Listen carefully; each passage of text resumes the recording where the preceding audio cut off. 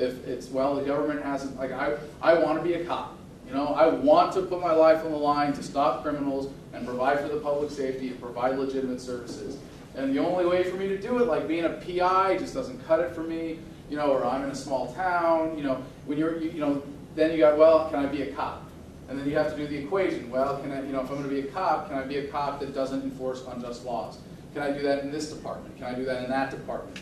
And you have to go down that path based on all of the specific criteria that come to that individual decision for yourself. But to start with living agorist, you can take a really big step back and go, what could I do differently? And this is like a radically life-changing kind of thing that you can say, like, well, I'm in a 9 to 5 and I'm working for the man and I'm miserable and I'm paying taxes, but I've got a hobby. Hey, can I make my hobby something where I'm getting paid under the table and I'm living off of that? Can you find a way to do that? And this goes back to the unemployment figures, and you see this like, this is a great testament, I think, to the truth of at least my perspective, this particular piece of evidence, that you see the unemployment going up in general. I mean, and even if you say that it's stabilized and now down at 7.5, based on the way they're counting, you know that the real number of actual people who are unemployed. When they say it's an unemployment rate, that's very correct. It's the rate at which people are becoming unemployed, not the number of unemployed people. And it's just insane that people don't take the time to figure that out when they're reading mainstream, economic analyses. But when you see that, like from shadow stats, when the government says the unemployment rate is in the low 8s, it's really between like 23 and 25%, based on their if you took their counting method and added integrity to it. The flip side of that is, what was the last time unemployment in this country was at 23%? People were starving in the street. Remember, the Great Depression? Like it was, we're talking about that, but we're not there. You don't see that. Why not? Because a lot of people are working under the table. The growing industry is, the segment of the market is the gray market, the black market. Over $1 trillion. Over $1 trillion. I mean, what marijuana, even though like most transactions of marijuana are still happening under the table, is what, second largest cash crop in America by some estimates. It's insane. Although it's going to be nice to see when it's totally legal how much cheaper it's going to be. It's already come down a lot. Looking forward to that. Crazy. Well, so by some estimates, some people have compared it to tea. If you're making green or an oolong, something really nice, it's 63 cents an ounce. People are paying, at least when I first became cognizant of marijuana prices for like top shelf stuff, it's like $400 an ounce. 63 cents versus $400. You see what that does to the market? I'm looking forward to the status drug of alcohol becoming obsolete, but that's just because I'm a drug snob. I'm sorry. Yes, sir. Wouldn't it be wrong to call it a black market and just say it is the private sector? That's a very good point. And thank you. I feel like I have to put a Bitcoin in the collectivist language jar here because I use that terminology, and I'm very careful in my own show to stay away from we's and ours and my government kind of thing. Although in the Marine Corps they teach you everything is yours. Get your ass out of my barracks, devil dog. That kind of thing. But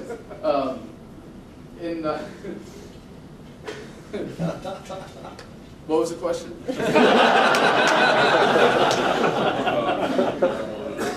Private sector. Yes, so the terminology, do we call it the black market? I think if we call it the black market, then we have to call the white market the red market. But that's just the terminology that exists, and it's true in a sense that as long as there is government, the government-approved market, although you might want to snarkily call it the red market as being the violent market, it is the one that has the greatest social approval. At the point at which it doesn't, government will be on its way out. Let's vote on it. We're going to vote on it. You will use this terminology. What is this at a libertarian convention? We're getting commandments. I don't mean to make fun. I know there's a lot of good sentiment behind that, but it seems a little unlibertarian. Until you introduced me to that word, agorist, I didn't know that's what I was doing. And now the government's sending me stuff saying I qualify for assistance. Leave the system. Yes. But anyways, I was wondering about the silver, since you're involved with the agorist silver there. Are people saying that there's delayed or out of stock because they know the price is going up, they're holding back, or is it really a shortage? in general for silver. So if you have access to metals that you're not. We have, yeah, and this is what's so interesting about being a part of this new venture with the Mulligan Mint and Rob Gray of American Open Currency Standard. And last weekend, I got to go down to Dallas and actually help make the first batch of coins. I'm there in my suit jacket, you know, over with my gloves and visor on, pouring silver shot into the caster and going through all that.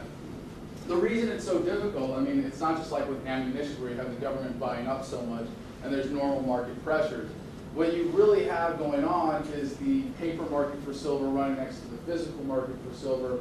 And there's this, I wish I had the numbers, I was more of an expert on this, but I think it's something like, was it 60 million ounces of silver are mined every year, whatever it is, whatever the huge numbers. 90% of it goes to industrial and consumer uses, and only 10% of it goes to the physical precious metals like dealer or coin maker or bullion market.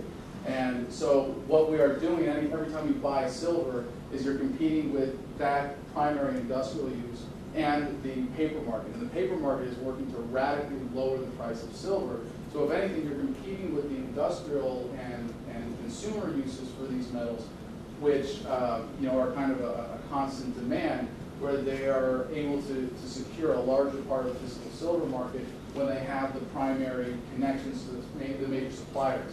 So if anything, that remaining bullion and coin market for that 10% of the silver that is currently being mined is very tight and very unstable and has a lot of challenges to working within it. But one of the things that's very reassuring for is that if there is, or I should say really when there is, a correction of that distortion from the paper market so radically driving down the price of silver, you're going to see a radical increase in the price of silver. And this is why some people will predict that silver, I don't know if anybody's really following this closely, what is undervalued by, I mean, some say a factor of 10, some say a factor of like 60. And it's kind of far-fetched, but when you look at that there are legitimate numbers to back that up, and it's like it could be that silver at $25 an ounce is undervalued by a factor of 60. Now, I don't think it's realistically going to, there's going to be some black swan event, and all of a sudden, like, you know, silver's going to go up. But if it's the collapse of the dollar, and they don't have the plan to go to the Amero in place or the next global fiat currency, we're going to have a really interesting showdown as you see the dollar starts to lose stability. People have been saying the dollar's about to crash for 40 years. And I think this is one of the important things for me as a younger libertarian, challenging almost the paradigm within the movement. You know, it was, well, geez, it's a fiat currency, it's destined to collapse, don't question any further. But that doesn't really reflect an accurate understanding. And if you understand that human productivity is going up exponentially, right? And you look at the fiat currency curve and you go, well, the fiat currency in circulation goes up exponentially and that's why it always collapses. Well, guess what? If you understand that the fiat currency represents a ripoff, like a skimming off the top of all human productivity for those that have the advantages for being close to that source of money, right? Then you see that hypothetically it could go up exponentially forever as long as it doesn't skim too much off the top of the people's, you know, collective curve of productivity going up. And as long as and this is a hypothetical, right? Hypothetically, it could go on forever. I don't think it's going to go on forever because I think people aren't that stupid. I have more faith in humanity.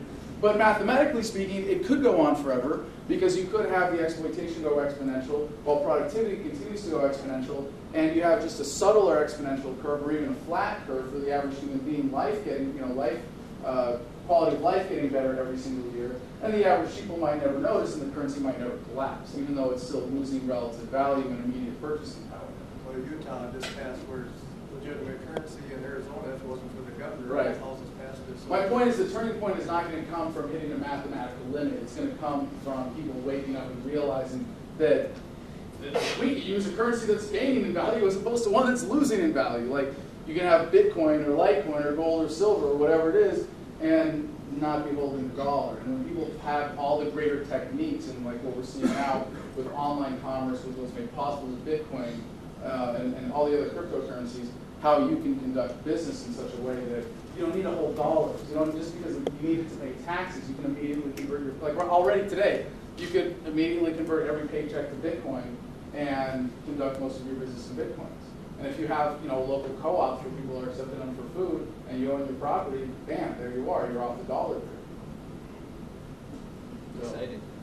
It's an exciting time to be alive. We are at the cusp of the asymptote. experience. That answered all the questions, right? Anybody else? I don't think anybody's fallen asleep yet. All right, well then we'll turn it over back to, oh, we have another question. How do you approach former military and peacekeeper movement and that? And if you've been in that kind of that culture, how are you connecting with those people? Well, have you seen my show? The same way as everybody else. I yell incoherently from my basement and hope that they get something. No, If you're random, I was here today, so I'll have to check it out. But That's I okay. understand the simplifying back then. Yeah, no, that's a very important question, and I'll answer it by not answering that specific question, but rather the broader question of how do you reach out on an individual one-on-one basis. Because there is a specific approach within that for military, law enforcement, those different types, and when you have the ability to relate to someone like that, based on your experience, that's a foot in the door. And I can tell you this from my experience when I got back from Iraq. I ran a peer support group for guys with PTSD, and it's about listening. And it's the same thing as with what I learned when I was doing counter recruiting, trying to get people to not enlist during the heydays of the Iraq War. It was like if you make it harder for them to recruit people, it's going to be harder to conduct a war. And this goes back to when I was a recruiter's assistant in the Marines. And the Marines, they don't just go to random kids on the street and go, hey, we got money for college, we got money for college, we got money for college, you know? What they do is they sit you down, they go, hey, get this badass uniform, check it out, get all the girls. And by the way, why don't you come sit down in my office and talk to me? And if they can get you in the office, and this is like if you can get someone to sit down and hear your explanation of why you're a libertarian, your best bet is, once you've introduced that, if they don't sort of automatically latch on and go along with it, and you come up with someone who's got some specific political, ideological resistance, you follow the same technique the recruiters did, and they lay out 27 benefit tags. There's the intangibles, there's the career, there's the money, there's all these things, and they say, pick your top 3 reasons for joining the military. And then they give you the pitch on those 3 things. They're not going to tell you about college money if you know you're a moron and you just want to be a trigger puller. Like, they're just going to be wasting your time. And the Army says, well, hey, you're a dumb trigger puller. We're going to give you a cooler gun. The kid's going to go join the Army, right? But if you give them the pitch on, no, look, in the Marines, we have the best dumb trigger pullers of any branches of the service there is. We get the coolest uniforms and we get the best toys. And you give them the pitch for that. So similarly, when you're working on an individual, you got someone in your life